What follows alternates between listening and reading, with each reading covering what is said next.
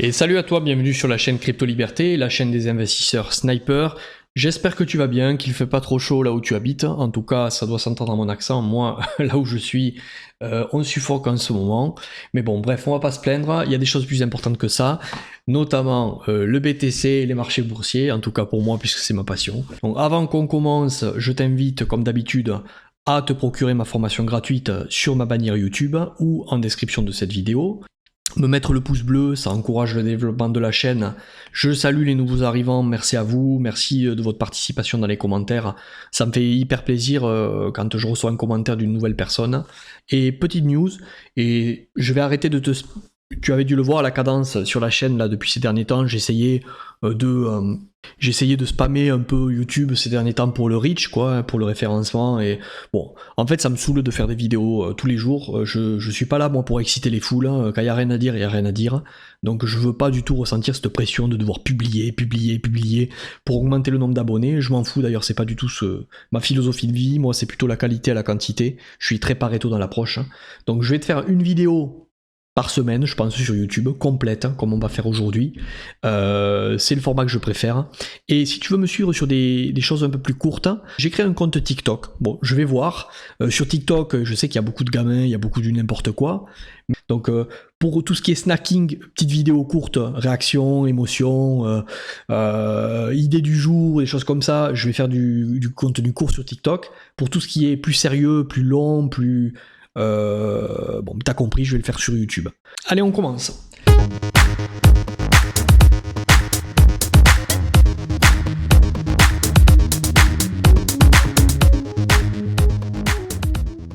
Donc alors, on est sur le BTC en weekly. Ok, donc j'ai pas trop fait de vidéos ces derniers temps parce qu'en fait il se passe pas grand chose, on est dans la continuité de ce qu'on disait, donc on a eu une baisse on est en train de se stabiliser sur ce point-ci, ok, en weekly, c'est normal qu'il y ait un peu de stabilisation, il faut qu'il y ait de la stabilisation, il faut qu'on repasse par une volatilité qui se contracte avant d'avoir un prochain mouvement, tu vois, avant que ce bull run démarre ici là.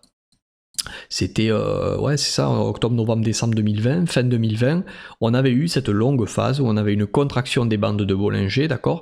Qui dit contraction des bandes de Bollinger, pardon, tu vois ici on a eu une contraction aussi, move, contraction, move. Tout ça c'est dans ma formation gratuite, donc je vais pas m'élaguer là-dessus. Donc il faut qu'on repasse par un stade de contraction. Est-ce qu'ici on va comprimer très longtemps? Enfin, est-ce que les bandes de Bollinger vont se resserrer et on va avoir le long bear market là qu'on nous dit avant un nouveau pump? Moi, je crois pas. Je pense pas que ce cycle est encore terminé, d'accord?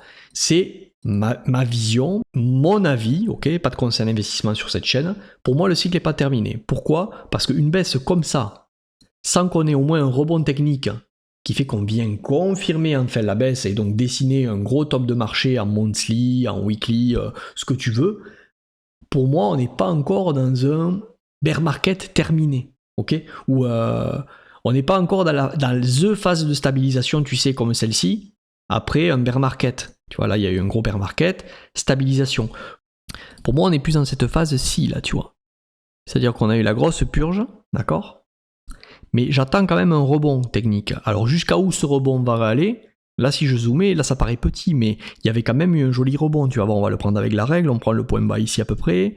Le point du rebond, tu vois, le BTC a rebondi de 80%, 75%, 70%. Donc, qu'est-ce que ça nous ferait si on partait d'ici? Bon, ok, à voir, hein, à voir jusqu'à où on va rebondir. Mais pour moi, j'attends au moins ce rebond-là qui revienne retester le sous 30K, voire sous 37K, pour avoir enfin ici le verdict de marché qui sera donné. Donc, soit ici, ok, soit petit rebond qu'ici, bon, j'y crois pas trop, soit vraiment on vient au-dessus de ce niveau, ce que je crois plus. Moi je pense vraiment qu'on va avoir un automne sympa, et l'automne sympa va servir à quoi? Va servir à rechoper maintenant toute la liquidité de ceux qui ont shorté depuis le début là, ok? Et qui va aussi repiéger des gens à l'achat, ok? Et ensuite on aura vraiment ce couteau qui va descendre chercher ces creux, ok, pour combler le marché. Et ensuite on aura la fin de ce bear market aussi, d'accord, qui risque de durer assez longtemps, où on aura les bandes de Bollinger en weekly qui vont se resserrer, d'accord? Les bandes de Bollinger, c'est ça, là, c'est la zone marron, ok? Donc là, on risque d'avoir rebond pour retester le haut de cette bande de Bollinger, tu vois, ça coïncide avec tout ce que j'utilise, c'est-à-dire la chasse aux liquidités en dessus, l'order flow, ok?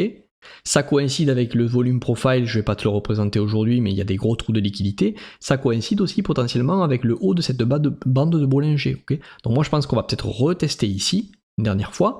Tout ce qui attend de là pour le moment du BTC ici, là, à 10K, 11K pour recharger, je suis désolé, le marché, il fait jamais plaisir à la majorité. Si tout le monde est persuadé que le BTC va ici pour le racheter, le marché, il n'a pas d'autre choix que de ne pas y aller. Okay, parce que c'est la majorité de perdants qui financent les gagnants. Donc ces gens qui attendent le BTC ici, le BTC va tout faire peut-être pour les frustrer.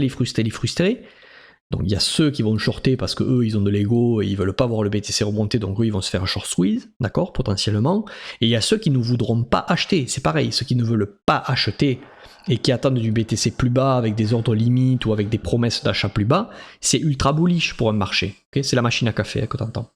Donc en fait, quelqu'un qui fait une promesse rachat ou une intention d'achat plus basse, c'est bullish pour un marché. Ok ? Donc j'espère que tu comprends ce concept.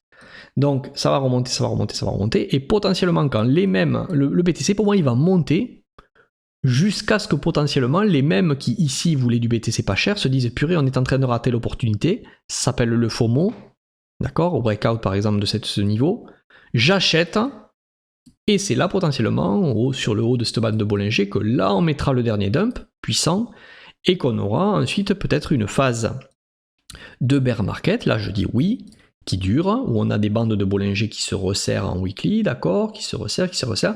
Le halving, je crois qu'il tombe par ici, là, en avril 2024, jusqu'au halving, et on redémarrera, une fois que les bandes de Bollinger seront bien resserrées, peut-être un nouveau cycle à la hausse, et un nouveau bull run qui ira, oui, là, nous chercher les 100K, tant attendu, etc. Donc j'espère que c'est clair pour toi. Alors attention, une dernière fois je te le redis, c'est ma vision, c'est pas ce qui va se passer. C'est ma vision liée à mon expérience sur les marchés, liée à l'order flow, liée au concept de liquidité, liée au zero-sum game que sont les marchés financiers, des jeux à somme nulle. J'en parle souvent, si tu sais pas ce que c'est, tape sur Google jeu à somme nulle ou zero-sum game et tu vas comprendre. Tu vas comprendre que tout le monde ne peut pas gagner dans un zero-sum game. Chaque fois qu'il y a un vendeur, il y a un acheteur en face et inversement, d'accord ? Donc si tout le monde veut acheter à un certain niveau, le marché part dans l'autre sens. Parce que si tout le monde veut acheter à un certain niveau, personne ne veut vendre. Okay, et donc si tout le monde veut acheter à un certain niveau et que personne ne veut vendre, ça assèche l'offre, la demande est accentuée, donc le marché pump. D'accord ? C'est pas plus compliqué que ça. Ok, donc là pour moi, sur ce point-là, on est en train de stabiliser, non pas en weekly, tu le vois, les bandes de Bollinger sont très écartées, donc c'est très nerveux là le marché. Donc on n'est pas stable en weekly, par contre regarde en daily, on est en train de resserrer les bandes de Bollinger, okay, comme on avait resserré les bandes de Bollinger à ce niveau ici. Donc là, il faut s'attendre prochainement à un mouvement. Ce mouvement, qu'est-ce qu'il va être ? C'est soit on reprend une continuation baissière et finalement, ben, j'avais tort, on y va de suite, ici, okay, je m'en fous d'avoir tort, on ira ici, et je rechargerai, moi je te le dis, encore plus fort. Là pour l'instant, moi j'ai enclenché un DCA depuis qu'on est sous les 27 000. Pourquoi ? Parce que selon Fibonacci, tu le sais, on est dans la gold zone long terme pour le BTC, d'accord ? La gold zone long terme, elle est ici, ok ? Tac. Donc on est dans la silver zone, pardon, là, en dessous le ratio 618 en gros. On est sous le ratio 618, donc pour moi c'est intéressant de DCA sur BTC parce que je crois en l'actif sur le long terme. Mais si on vient ici et qu'on rentre dans la gold zone, d'accord ? Là je peux te dire que là je vais prendre un gros swing investissement sur BTC. Pas que parce qu'on y vient, quand j'aurais vu d'autres choses, quand j'aurais vu une tendance qui se retourne, d'accord, quand j'aurais vu par exemple le biais institutionnel que j'utilise beaucoup, qui croise bullish en monthly ou en weekly, quand j'aurais vu une cassure des bandes de Bollinger à la hausse, suivie d'un pattern, donc soit d'un double bottom, soit d'une épaule, tête-épaule, ok, bon, ce sont les deux patterns que je traite parce qu'elles relèvent des mêmes concepts. Au final, l'épaule tête-épaule, ce n'est ni plus ni moins qu'un piège Wyckoff, au final. C'est-à-dire c'est tac, tac, tac, ok, on piège les gens, on piège à la baisse, la panique, tout le monde panique et se dit ah ça y est, c'est hop, et on rachète de suite et on fait un double bottom derrière un piège. Et c'est quoi ? C'est ni plus ni moins que la schématique standard de l'accumulation de Wyckoff. C'est exactement ce qu'on avait eu ici sur le piège mars 2020, ok. C'est-à-dire que là on avait eu la grosse stabilisation pendant longtemps, ok, faux pump, on vient faire paniquer tout le monde techniquement. Le fait est que là c'est un gros spring Wyckoff, ok, et derrière on a eu ce fameux double bottom qui a confirmé et on a connu un bear market. Un bull market, pardon. Donc voilà, donc je vais tout effacer. on est là sur, je vais enlever le biais institutionnel, on est sur une stabilisation du marché en daily. D'accord, donc la borne basse est en weekly, hein, mais en weekly c'est pas stable, c'est ça que je veux te dire, il est toujours volatile en weekly, d'un point de vue weekly. Donc là on a la borne basse, je vais remettre l'aimant. Et là on a la borne haute, d'accord, mais je la mettrai même ici moi, tu vois, en daily. Ok, donc là on est coincé dans ce range, et là le but maintenant ça va être de voir si on est plutôt sur une schématique d'accumulation ou si on est plutôt sur une schématique de distribution. C'est ce qui va nous donner rebond ou pas. Ok, rebond ou pas, rebond jusqu'à où, comme on disait tout à l'heure, à voir jusqu'à où on aura le rebond. D'accord. Donc qu'est-ce que je constate ici, froidement et d'un point de vue technique? Donc 1, les bandes Bollinger se resserrent. Ok. Ici, on a eu un rachat massif, c'est là qu'on a stoppé. Suite à ça, on a relancé un peu. On est venu prendre la liquidité, il me semble, au-dessus de ce niveau. Oui, voilà, on est venu prendre la liquidité au-dessus de ce niveau. Une fois qu'on a chassé la liquidité dans ce petit range au-dessus de ce niveau, ok, hop, on est revenu plutôt sur le bas. On a protégé ce creux. Ici, on revient, on rechasse la liquidité de ce niveau supérieur qu'on avait créé ici, d'accord, tac, on se retourne, mais on est toujours en train de protéger ce low. Ok, ce low n'a pas lâché. Donc, maintenant, d'un point de vue concept week-off, chasse de liquidité, moi c'est ce que j'utilise, d'accord. On va avoir un move. Attention à pas te faire piéger. Un, c'est les clôtures qui importent, d'accord. Si on sort des Bollinger comme ça, et que finalement on vient clôturer sous la Bollinger, d'accord, c'est pas un break, c'est pas une cassure. Et probablement que si là dans les jours à venir tu vois quelque chose de ce style, ok, et qu'on clôture en dessous de ce niveau, c'était potentiellement à nouveau une chasse en haut du range pour aller s'attaquer à ces creux ensuite, d'accord.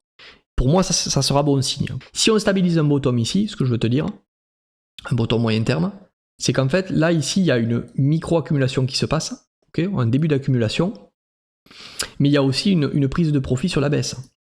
C'est-à-dire que cette phase ici, là, ça a été une grosse prise de profit de cette baisse. Okay. Et donc, cette prise de profit te génère un semblant d'accumulation. Mais en fait, c'était une accumulation ici, oui, parce qu'il y a eu de lourds ordres d'achat qui sont venus clôturer des shorts. Quand tu shortes, d'accord, quand tu shortes ici, quand tu vends, il te faut racheter ta position. Donc c'est pour ça qu'il y a eu des rachats ici, qui ont créé le semblant d'une accumulation. Ok. Mais en fait, c'était une micro-accumulation, enfin une accumulation suivie d'une distribution derrière. Et du coup, ça a donné une redistribution pour aller plus bas. Donc maintenant, là où il faut être vigilant, et c'est ça que je voulais te dire et je clôturerai avec ça, c'est est-ce que là, on est dans une schématique de ce type, c'est-à-dire une accumulation pour ensuite faire une redistribution et aller plus bas, ou est-ce qu'on est dans une réelle accumulation pour faire un rebond technique dans un premier temps. Et ça, tu le verras si la chasse, elle se passe sous le range qui est créé, ou si elle se passe sur le range. Si la chasse, elle se passe sur le range comme on avait fait ici, c'est-à-dire que là, un bottom propre, protégé, un deuxième bottom propre, protégé, un troisième bottom propre, protégé. On vient casser le range, et derrière on dessine un M-top, ok. Donc ça, c'est typique de je viens m'attaquer à ces creux après. D'accord? Donc ici, on va regarder ce qui se passe. Un bottom, je redescends, protégé. Ok. Un top, un peu plus haut, je redescends, protégé. Ok, donc là on est sur des creux ascendants. Ça me plaît pas. Tant que moi on n'aura pas eu la chasse en dessous de ce point-là, ou au minimum en dessous de ce point-là. D'accord? Un genre de chasse pour prendre de la liquidité, pour pouvoir engager un rebond technique. Au plus on ira chasser profond, au plus le rebond technique sera haut. Donc c'est pour ça que, comme moi je pense qu'on va sur cette remontée venir peut-être jusqu'ici choper cette liquidité, on a besoin de prendre du jus ici. Donc de faire une accumulation assez conséquente. Comme ici, tu vois, on avait eu une accu qui nous a permis de faire un rebond comme ça. Ok? Donc j'aimerais bien voir le même développement, moi, entre guillemets. Et donc le même développement, ça serait il faut qu'on ait des chasses comme ça, comme on a eu ici, tu vois. Là, c'est pam, pam, pam, pam, pam, pam. On faut breakout ici, on vient chasser en dessous. Pam, pam, pam, pam, pam. On revient remettre un couteau et ensuite on démarre. On a réalisé l'accumulation qui nous permet d'aller si haut. Donc là, pour l'instant, moi, c'est trop propre. C'est-à-dire que j'aimerais voir sincèrement, soit de suite une chasse en dessous. D'accord, là, je dis oui. Mais dans l'idéal, c'est encore du travail sur le range. En daily. Hein.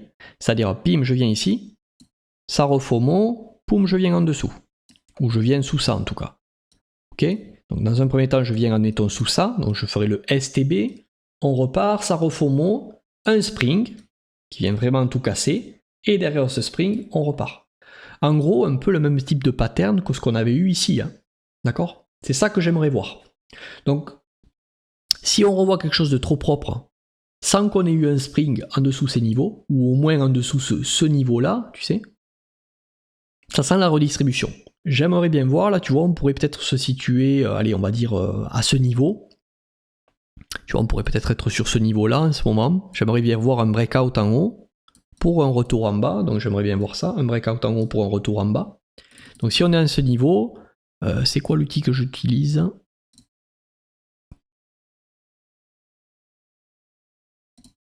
Le configuration de barre. Tu vois, si on est à ce niveau, moi j'aimerais bien voir un truc comme ça maintenant.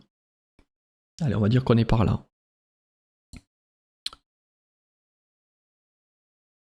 Tac. Voilà, ça s'appelle le bars pattern ou configuration de barre sur TradingView. J'aimerais voir un truc de ce style, tu vois. Genre un breakout. Voilà. Tu vois, un genre de breakout. On vient en dessous et ensuite on réalise le double bottom et on part. Ok? Si tu vois une schématique de ce style, ça sent l'accumulation pour avoir assez de jus et on aura vraiment capturé, on aura vraiment asséché l'offre, c'est-à-dire en capturant plein de vendeurs, d'accord? Ou en capturant plein de stop loss, plusieurs liquidations, ok? Donc on assèche l'offre, et une fois qu'on a asséché l'offre, il suffit d'une good news, par exemple les chiffres de l'inflation qui vont mieux, par exemple la guerre Russie-Ukraine qui se calme, pour qu'il y ait une demande qui s'accentue, mais comme toute l'offre aura été asséchée dans cette zone, ça peut nous donner un pump suffisant pour venir prendre cette liquidité. Voilà, on va aller voir le dollar. Le dollar, parce que c'est assez important quand même d'aller le voir. La semaine prochaine, on fera peut-être l'or et le marché américain. Donc le dollar.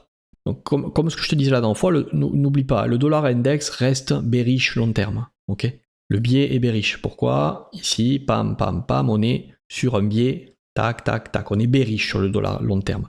Donc il y a de fortes chances que ce top soit protégé. Et que l'objectif du dollar index, ce soit de protéger ce top pour aller casser long terme. On est en monthly. Hein, pour aller faire quelque chose de ce style. D'accord? Ok? Le dollar index, le dollar va pas prendre. Quand les gens, au bout d'un moment, vont se rendre compte... quand les gens vont se rendre compte là sur cette dernière parabole, il faut acheter du dollar, l'euro va mourir ou notre monnaie va mourir, il faut acheter du dollar, les gens, où est-ce qu'ils vont acheter au pire des moments? Potentiellement là où le marché long terme va respecter son biais et se retourner. D'accord? C'est typiquement ce qui risque de se passer. Quand là tous les médias vont dire ouais le dollar il est en hyperbole, ça y est, toutes les monnaies vont s'effondrer contre lui, hein, c'est probable qu'on trouve un euro peut-être au niveau des 0,90, 0,80 ou des choses comme ça. Et à ce moment-là, ok, euro-dollar 0,80, et à ce moment-là, tous les gens vont craquer, vont vendre leurs euros pour du dollar, et le marché va se retourner. C'était le pire moment pour vendre, ok? C'était ici qu'il fallait accumuler du dollar, techniquement, et c'est plutôt ici qu'il faut chercher de la vente, ok? Parce que le biais monthly est bearish. J'aimerais bien, moi, quand même, voir un petit dégonflage pour aller nous mettre le dernier pump, tu vois? Et c'est ce petit dégonflage qui peut nous offrir le rebond technique sur BTC. J'ai un doute que si ça continue, là, ça part en climax run et qu'on vient tester ces tops, ok, voire peut-être prendre de la liquidité au-dessus. J'ai un doute par contre que le range sur BTC tienne en ce moment. C'est-à-dire que là, si on arrive à un dollar index ici, de suite, ok, le BTC va pas tenir. C'est pour ça que moi je vois plutôt le scénario dans mon scénario à moi, encore une fois je me trompe peut-être, c'est l'avenir, c'est le marché qui donnera le verdict. Je vois peut-être maintenant, on a confirmé long terme, ok, ce double bottom, pas de souci. Mais je vois bien une respiration type pullback, ok, peut-être un peu plus profonde ici. Au plus elle sera profonde, au plus le BTC pourra rebondir pour ensuite le dernier climax run. Okay. Et là, du coup, la baisse du BTC et des actifs à risque, du marché américain sur ce climax run final, qui là nous mettra vraiment la phase de capitulation sur les actifs à risque. Voilà, j'espère que la vidéo t'a plu. Rappelle-toi que ce n'est que ma vision, ce n'est que ce que je pense moi. Si tu as kiffé, mets un pouce, ça me remercie. ça remercie le travail. Enfin, t'as pas à me remercier, mais bon voilà, c'est surtout pour l'algorithme, ça mène avant la chaîne. Avec plaisir, si tu me mets un commentaire, je te répondrai. Même si tu n'es pas d'accord avec moi, j'ai soif d'apprendre, moi, de tout le monde. Ok, donc je ne suis pas un expert.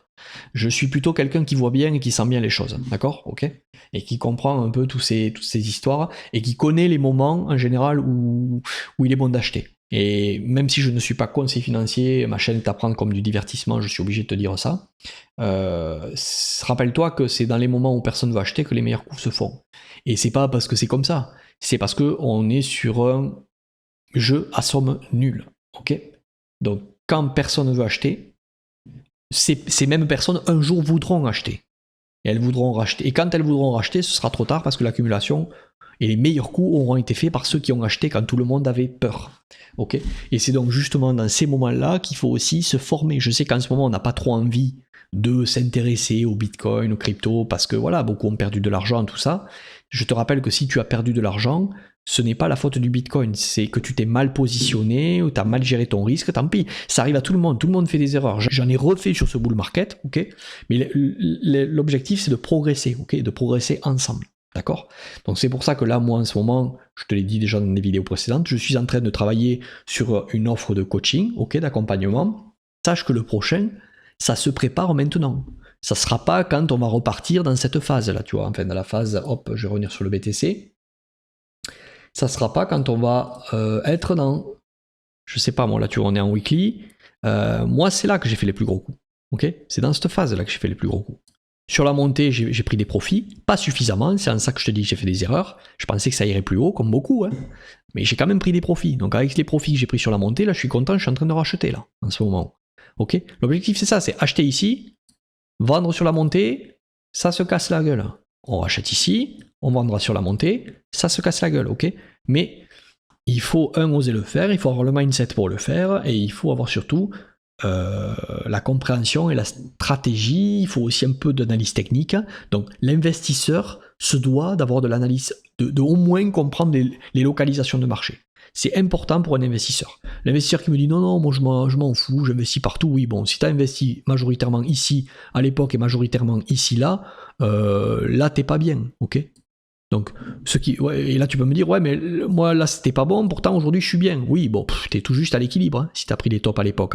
Et par contre, t'as dû tenir 1, 2, 3, 4 et peut-être 5, 6 années avant de gagner. Bon, le but c'est quand même un peu plus idéal si t'arrives à, comme ce que j'ai fait, à acheter là et à racheter fortement ici. Tu comprends bien que et comme ceux qui avaient acheté avant ce bull market ici. Tu comprends bien que c'est mieux d'acheter là, là et là et de prendre tous les bottom monthly que d'acheter là, là et potentiellement plus tard là quand tu auras des confirmations. Ok? Allez, je clôture avec ça. Passe un bon week-end, un week-end prolongé si tu as posé demain. On se dit à la semaine prochaine. Like la vidéo, abonne-toi. Rejoins-moi sur TikTok. J'ai pas fait de vidéo encore, mais tu peux me rejoindre. Et sur LinkedIn. Et pense à la formation gratuite. C'est le moment. Là, et je le vois, il y en a pas mal qui l'ont prise, mais vous la regardez pas, les gars. Vous la regardez pas. Vous avez fait, il y en a quelques-uns là, des motivés qui regardent.